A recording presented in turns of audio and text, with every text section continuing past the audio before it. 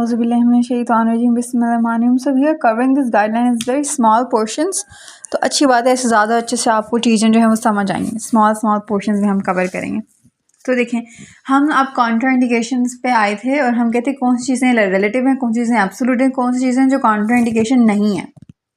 ठीक है. So basically the thing is that if there is a fetal bleeding disorder or a predisposition to fracture, तो ये दोनों चीज़ें एक रिलेटिव कॉन्ट्राइंडिकेशन, याद रखना, एब्सोल्यूट नहीं है. तो अगर किसी को फीटल ब्लीडिंग डिसऑर्डर है बच्चे को, तो उस केस में आप लो फोर्सेप्स लगा सकते हैं.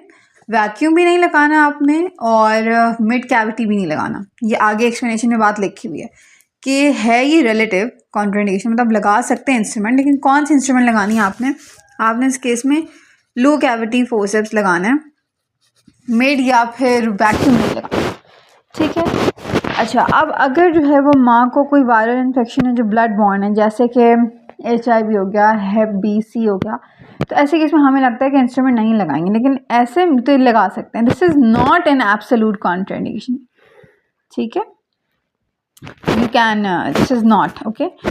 उसके बाद अगली चीज़ आ जाती है कि अगर हम फीटर ब्लड सैम्पलिंग कर रहे हैं या फीटर स्कार्फ इलेक्ट्रोड लगा रहे हैं, तो ऐसा लगता है कि इस केस में क्योंकि थोड़ी बहुत ब्लीडिंग भी होती है स्काल्प से, तो इसमें शायद वैक्यूम नहीं लगा सकते. तो इसमें आप वैक्यूम लगा सकते हैं. तो इसमें इन फीटल ब्लड सैम्पलिंग और fetal scalp electrode vacuum is not contraindicated unless what happens when it's contracted, unless there is active bleeding, ongoing active bleeding after these two procedures. Okay, otherwise it's not contraindicated. Right, we get it now. With vacuum at preterm, why is vacuum contraindicated in preterm?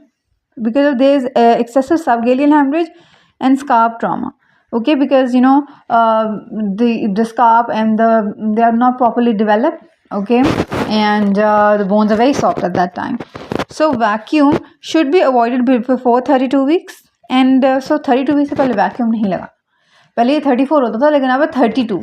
और 32 के बाद, मतलब 32 से 36 के दरमियान है, तो अभी प्री टर्म है. 32 से 36 में with caution.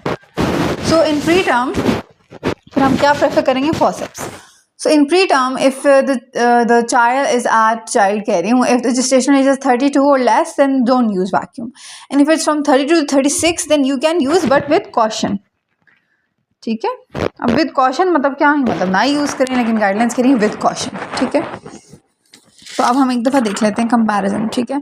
So general comparison कि कब आपने फोर्सेप्स को प्रेफर करना है ओवर वेंटूस वैक्यूम. तो वो तो हमें पता चल गया कि अगर 32 से कम की जेस्टेशनल एज है, मार्क्ड एक्टिव ब्लीड है आफ्टर फीटल ब्लड सैम्पलिंग, सही हो गया, पुअर